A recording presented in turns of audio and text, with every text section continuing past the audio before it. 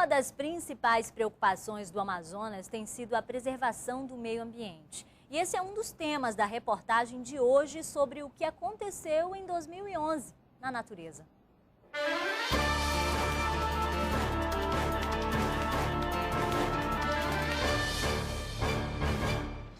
Com medo da dengue, o alerta para combater o mosquito transmissor foi levado de casa em casa.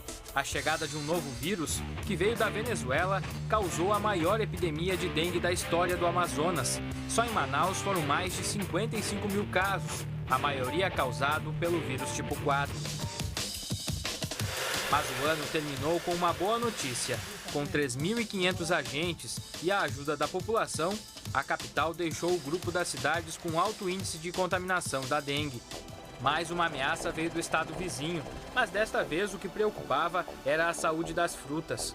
Barreiras sanitárias foram montadas pelo Ministério da Agricultura. O esforço deu certo e a mosca da carambola, que poderia arruinar plantações, não atingiu o estado. E na cidade começou uma nova batalha, agora contra os caramujos, que infestaram principalmente as zonas norte e leste. E o nível dos rios? A cheia foi mais lenta do que o esperado. Mesmo assim, o Rio Negro invadiu as ruas em Manaus, mas a água não chegou a causar estragos como em 2009, quando atingiu o recorde de 24 metros e 73 centímetros acima do nível do mar. E quando começou a vazante do Rio Negro, foi a mais rápida dos últimos 105 anos.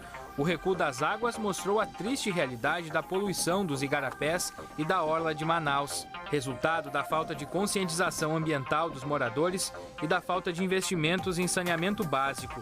Manaus ficou em último lugar em uma pesquisa nacional entre as capitais com menor rede de coleta e tratamento de esgoto. Segundo o IBGE, em 8 anos, só 10 municípios do Amazonas implantaram a coleta de esgoto sanitário e dos 62, apenas 38 fazem tratamento da água consumida. O Tribunal Regional Federal derrubou uma liminar da Justiça do Amazonas e manteve o tombamento do encontro das águas. As obras de um novo porto no Rio Negro, que poderia ameaçar o cartão postal da capital, foram suspensas. Já os botos continuam ameaçados. Pescadores cada vez mais audaciosos foram flagrados atacando os mamíferos no Rio Negro, em frente a Manaus. Nesta ação, 7 sobreviveram, mas a polícia não chegou a tempo de salvar uma fêmea. A população de botos na região diminuiu 10% nos últimos 4 anos. Já os gaviões da espécie real ganharam liberdade. As aves ameaçadas de extinção estavam recebendo cuidados no Centro de Reabilitação do Ibama. No local, 8 foram devolvidas à natureza. A captura de quelônios continua preocupando as autoridades. Centenas foram apreendidos em embarcações vistoriadas pela polícia. Muitos voltaram para o rio. Já os que estavam nos lagos artificiais, em frente ao aeroporto internacional, foram levados para criatórios conservacionistas. Em 2011, as invasões de terra voltaram a preocupar. O bairro do Tarumã, na zona oeste de Manaus, foi o mais prejudicado. Parte da floresta, que fica dentro de uma área de preservação permanente, foi destruída para dar lugar a barracos. Os invasores disseram que o local não era mais de mata nativa e que respeitaram a distância mínima dos igarapés. Eles foram retirados à força por ordem da justiça. Índios também invadiram uma área do Tarumã.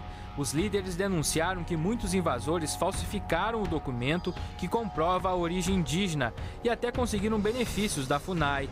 O órgão prometeu cancelar os documentos suspeitos. Parte dos barracos dos índios chegou a ser destruída durante a reintegração de posse, que foi suspensa no mesmo dia. As famílias permanecem no local. Na Semana do Meio Ambiente, Manaus ganhou 30 mil mudas de árvores, às margens de 8 quilômetros de igarapés. Até o fim do ano, foram distribuídas mais de 100 mil plantas. Enquanto isso, 4 árvores adultas foram envenenadas no centro da capital. A Secretaria Municipal de Meio Ambiente puniu comerciantes pelo crime. Elas foram mortas com veneno na Avenida Eduardo Ribeiro e próximo à Avenida Getúlio Vargas, que estariam atrapalhando a fachada das empresas. Em 2011, o Instituto Nacional de Pesquisa da Amazônia descobriu também uma nova planta. Ela era usada como calmante pelos indígenas.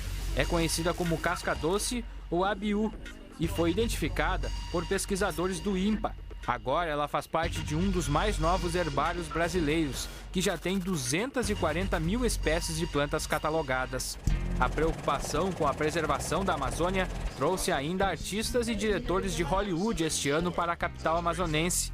Junto com lideranças políticas, eles participaram do 2º Fórum Mundial de Sustentabilidade. Arnold Schwarzenegger, James Cameron e o ex-presidente americano Bill Clinton defenderam o desenvolvimento sem a destruição da floresta, com investimentos na produção de energia limpa, mas sem esquecer que entendem mesmo é de cinema. E o ano terminou com outra boa notícia para o meio ambiente.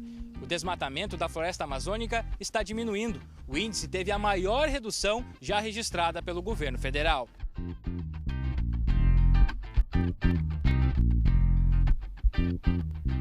E na próxima edição, a nossa retrospectiva é sobre o esporte. O Jornal em Tempo termina aqui. Obrigada a você que acompanhou pela internet e até a próxima edição.